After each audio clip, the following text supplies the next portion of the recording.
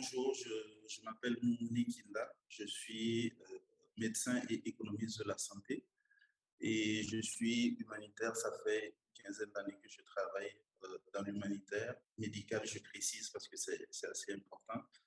Donc, après ma formation en médecine, j'ai assez rapidement embrassé une carrière humanitaire d'abord dans mon pays, au Burkina Faso avec une organisation que vous connaissez certainement, Médecins sans frontières.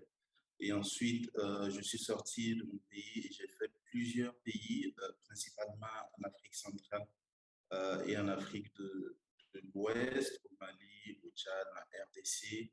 Je suis également sorti hors du continent africain avec des opérations principalement en Haïti. Lors du tremblement de terre, terrible tremblement de terre en Haïti.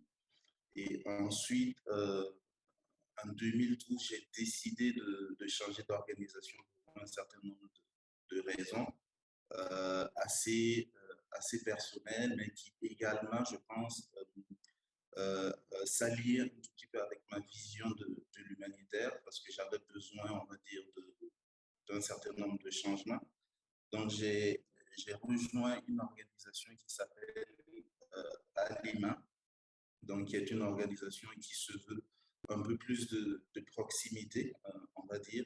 Et depuis 2012, je travaille avec cette organisation. J'ai travaillé sur différentes positions en tant que référent médical sur le terrain. Ensuite, j'ai rejoint le siège de l'organisation en tant que responsable de programme, directeur des opérations.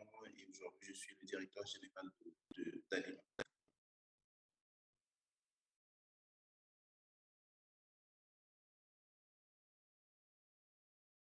Il est très important, à mon avis, de développer son leadership, j'ai envie de dire, dans tous les domaines de la vie, pas uniquement au niveau de l'humanitaire, mais dans l'humanitaire encore plus. Et je dirais que l'humanitaire, c'est quand même un secteur qui s'est professionnalisé et qui demande encore beaucoup il y a encore beaucoup de travail, surtout quand on regarde, on va dire, les évolutions dans le secteur qui sont marquées par quoi? Par une augmentation significative des besoins humanitaires, surtout, on va dire, dans notre région, en Afrique de l'Ouest, en Afrique centrale, à travers le monde de toute façon. On voit ce qui se passe aujourd'hui en Ukraine. Il y a malheureusement, face à cette augmentation importante des besoins humanitaires, des besoins, pardon, des moyens qui ne suivent pas cette augmentation. Et de l'autre côté, on a aussi des modifications au niveau géopolitique qui sont suffisamment importantes, qu'il est important aujourd'hui de bien comprendre. Et je pense que les humanitaires aujourd'hui doivent comprendre un peu toute cette évolution-là, doivent comprendre la complexité pour pouvoir tirer, on va dire, le meilleur par rapport à l'action humanitaire. Aujourd'hui, quand on regarde l'Afrique de l'Ouest et l'Afrique centrale, on a des questions sécuritaires assez importantes, je l'ai dit aussi, au niveau géopolitique. Et il est assez facile aujourd'hui d'aller euh, sur des travers si on ne comprend pas précisément ce qui se passe. On a également de grosses tendances aujourd'hui qui sont plutôt de bonnes opportunités. Aujourd'hui, on parle de plus en plus, par exemple, de localisation de l'aide humanitaire. Mais qu'est-ce que cela veut dire et de quelle localisation est-ce que nous souhaitons dans ce contexte que j'ai décrit? Je pense qu'il appartient en fait aux humanitaires de mieux cerner toutes ces problématiques pour amener l'action humanitaire, en tout cas, vers là où on souhaite qu'elle s'oriente, c'est-à-dire qu'elle réponde aux besoins les plus importants des populations et qu'elle ne serve pas forcément comme on dit ça, des intérêts politiques ou autres. Donc, je pense que juste pour ces raisons-là, il est vraiment important de développer son leadership. Maintenant, la question, pourquoi est-ce qu'il est important de faire cette formation? Je dirais que je l'ai suivi, cette formation. Donc, c'est une formation qui, personnellement, m'a permis d'avoir une meilleure compréhension, en tout cas, sur plusieurs thématiques et de développer également le leadership, mon leadership, et de savoir comment agir pour avoir un meilleur impact par rapport à l'action humanitaire. Donc, c'est une formation que je recommande fortement aux collègues qui vont la suivre. Et pourquoi j'ai accepté d'être le parrain, c'est pour une raison toute simple, parce que, comme je l'ai dit tantôt, ça fait une quinzaine d'années que je suis dans l'action humanitaire.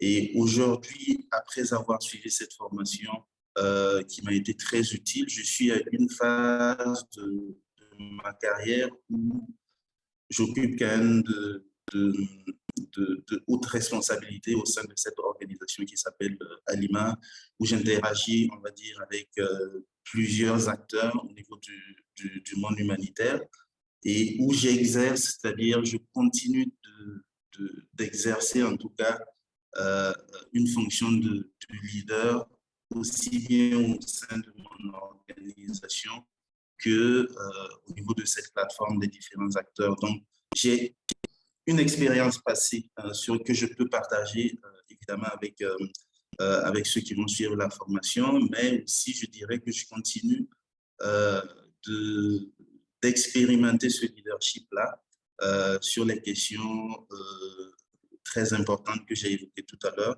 Et donc, c'est un honneur pour moi justement de pouvoir partager mon expérience et aussi de pouvoir discuter avec ceux qui vont participer à la formation dans un but, je l'espère, de pouvoir les accompagner et surtout de leur dire comment j'ai réussi justement à m'en sortir dans cet environnement aussi complexe.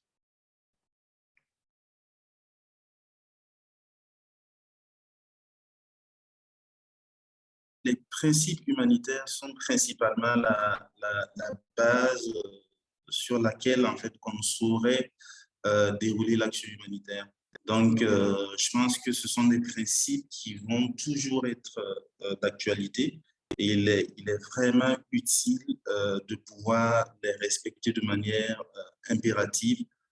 Sinon, je pense qu'on ne serait pas des humanitaires. Donc, aujourd'hui, il y a quelques semaines, j'ai discuté avec, on va dire, des partenaires, des bailleurs de fonds qui souhaitent justement avancer un peu plus dans le cadre de la localisation et qui m'interroge justement sur la capacité de certaines organisations à respecter justement ces principes humanitaires parce que c'est une question qu'elles se posent.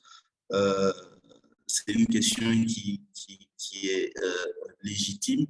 Et justement, je pense que ces partenaires-là ne sauraient pas avancer justement beaucoup plus dans la localisation si ces acteurs que nous côtoyons ne peuvent pas respecter les principes humanitaires. Donc, ça, c'est quelque chose d'essentiel. Et aujourd'hui, notre organisation intervient, comme je l'ai dit, en Afrique de l'Ouest, où la radicalisation, c'est quand même quelque chose qui compromet, on va dire, la sécurité le bon vivre de millions de populations dans cette région. Et donc, si on ne respecte pas les principes humanitaires, il va sans dire qu'on ne saura pas intervenir pour aider ces populations-là.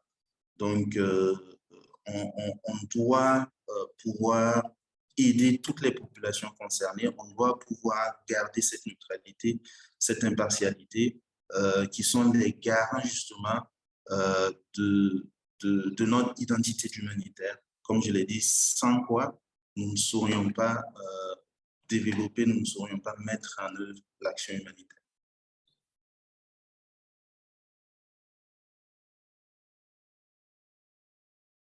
La localisation, c'est un sujet qui est essentiel. Je pense qu'on n'a plus besoin de trop en parler, de montrer l'importance justement de la localisation parce que c'est toutes les études l'ont montré et notre réalité de tous les jours sur le terrain nous montre que ce sont les acteurs concernés qui vont essayer de trouver, on va dire, les premières solutions en attendant que nous, humanitaires, nous arrivons. Je prends toujours l'exemple de l'Afrique de l'Ouest, où nous avons des régions, des zones entières, où nous ne savons pas justement aller dérouler l'action humanitaire parce que trop dangereux justement pour des acteurs externes d'y aller. Donc, il faut se dire que ce sont les acteurs locaux qui essayent justement de pouvoir venir en aide justement aux populations sinistrées. Alors, de mon avis, il est temps aujourd'hui euh, d'avancer de manière franche sur cette question de localisation. Et pour moi, la meilleure manière de le faire, c'est d'y aller franchement en mettant de côté la peur de l'échec. Je pense que la peur de l'échec nous a, quand je dis nous, c'est vraiment tous les acteurs concernés, les organisations humanitaires, les bailleurs de fonds. Nous avons souvent eu peur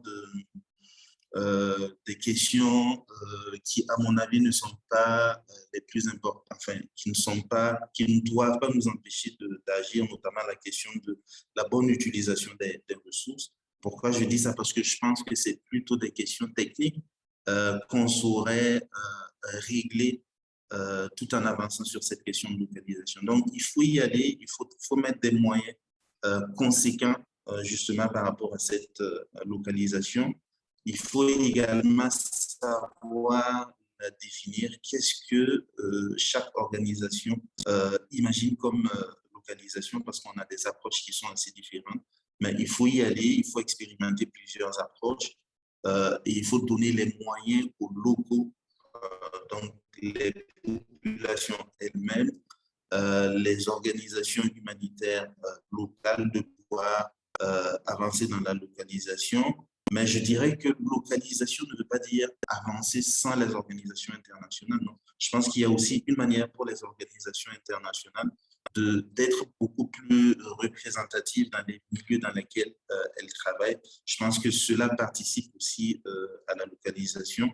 Et je dirais que c'est l'action humanitaire gagnerait justement à pouvoir associer tout le monde, donc les locaux, les internationaux, et surtout écouter la voix des populations concernées. Donc, l'organisation pour laquelle j'ai travaillé a pu expérimenter des succès véritables, des succès importants dans un certain nombre d'actions, notamment la réponse aux fièvres hémorragiques, la réponse à la lutte contre la malnutrition aiguë, qui sont principalement basées sur ce que veulent les populations concernées, ce que veut, par exemple, une maman par rapport à la prise en charge de l'état de malnutrition de son enfant, ce que veulent, par exemple, des villageois qui souffrent, par exemple, de fièvre hémorragique, comment est-ce qu'elles imaginent, on va dire, les soins de santé pour leurs proches que nous venons assister. Donc, je pense que si on écoute un peu plus la voix des populations concernées, on avancera franchement dans la localisation. Et j'incite aussi les bailleurs de fonds à mettre beaucoup plus de moyens pour que cette localisation puisse être une réalité au-delà de la théorie.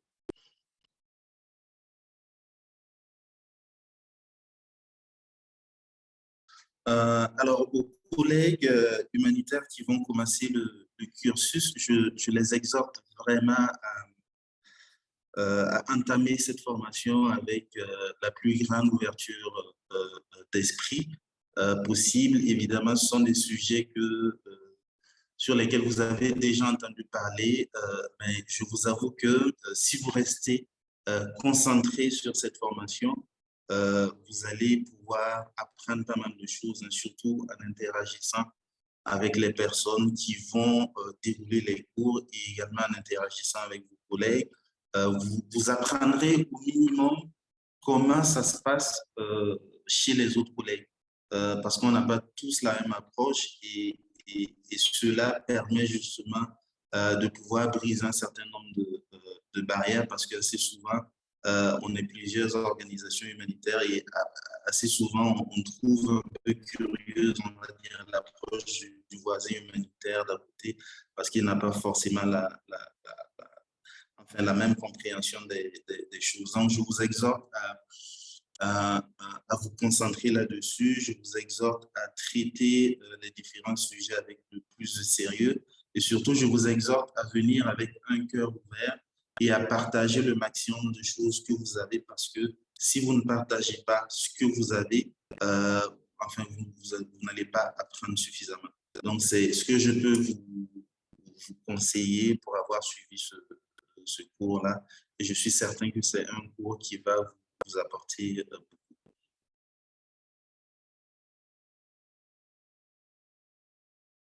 Alors, pour les personnes qui se posent la question de la pertinence de cette formation, je dirais, n'hésitez pas, allez-y.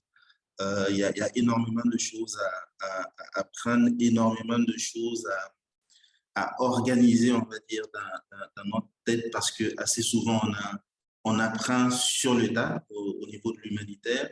Et la première chose importante que j'ai trouvée dans cette formation, c'est justement la capacité de pouvoir organiser les choses, organiser les connaissances dans notre tête, savoir d'où vient l'humanitaire, savoir justement comment est-ce qu'on avance sur un certain nombre de questions, c'est quoi le courage managérial, en quoi est-ce que ça peut transformer justement l'action humanitaire et en quoi est-ce que ça pourrait justement, comment dire, impacter davantage la vie des bénéficiaires.